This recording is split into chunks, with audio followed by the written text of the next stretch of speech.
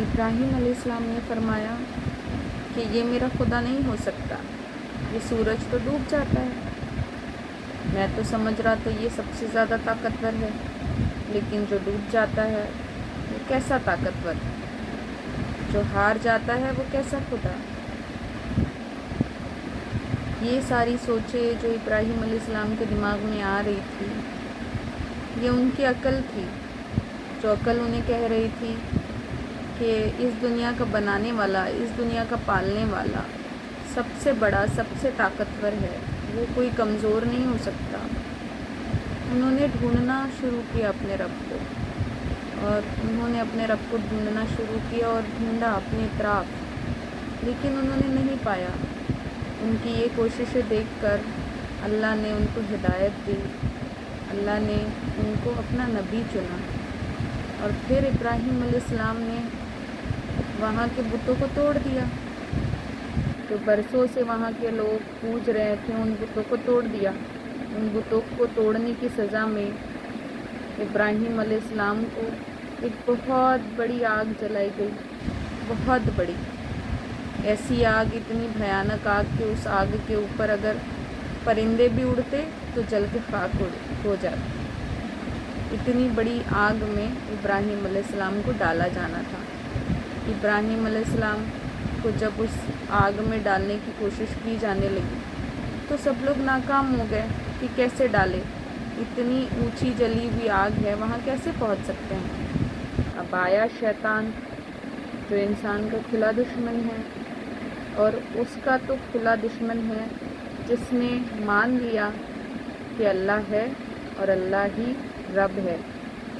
شیطان پوری کوشش کرتا ہے کہ انسان کو اپنے ایمان سے ہٹائے، سچائی سے ہٹائے۔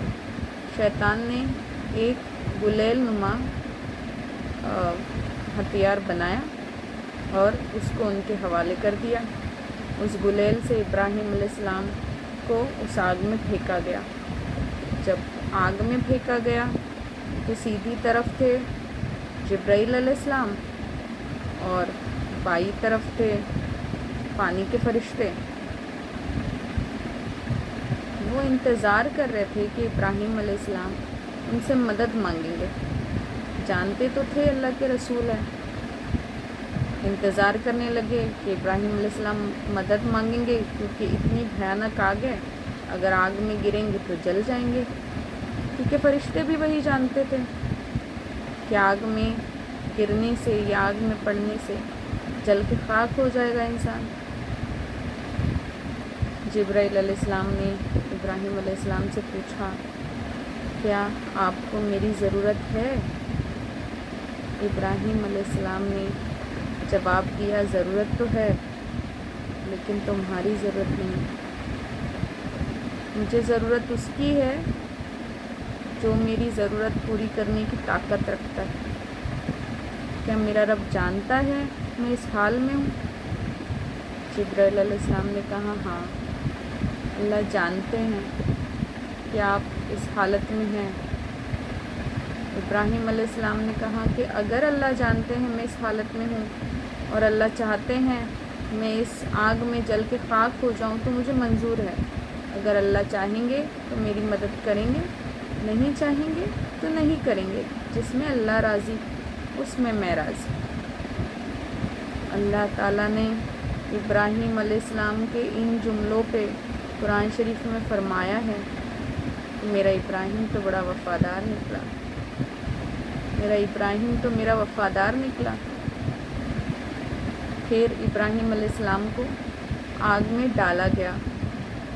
آگ میں پہنچنے کے بعد اللہ نے حکم دیا آگ کو کہ آگ ابراہیم کے لیے گلزار ہو جا، ایسی ٹھنڈی ہو جا جس کو ابراہیم برداشت کر پائے۔